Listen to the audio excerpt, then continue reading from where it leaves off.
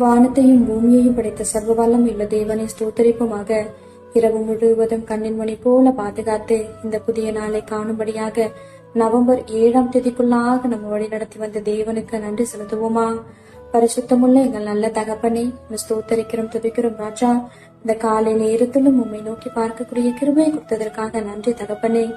அப்பா, இந்த நாளிலும் உங்களுக்கு பிரியமில்லாத எந்த காரியத்தையும் செய்யாதபடி உமக்கு பிரியமான பிள்ளையாய் வாழ உதவி செய்யுங்கப்பா.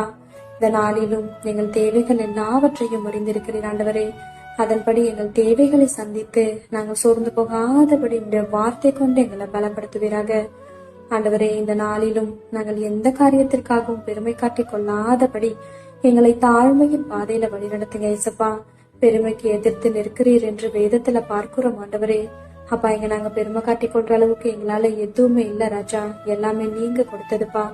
அதை உணர்ந்தவர்களாய் எல்லா சூழ்நிலையிலும் தாழ்மையாய் நடந்து கொள்ள நீர் எங்களுக்கு கற்றுத்தாரும். இந்த காலை நேரத்தில் சுப்பிக்கிற ஒவ்வொருவரையும் ஆசிர்வதிங்கப்பா. அவர்கள் குடும்பங்களையும் சட்டைகளால மூடி மறைத்து பாதுகாத்துக் கொள்ளும்.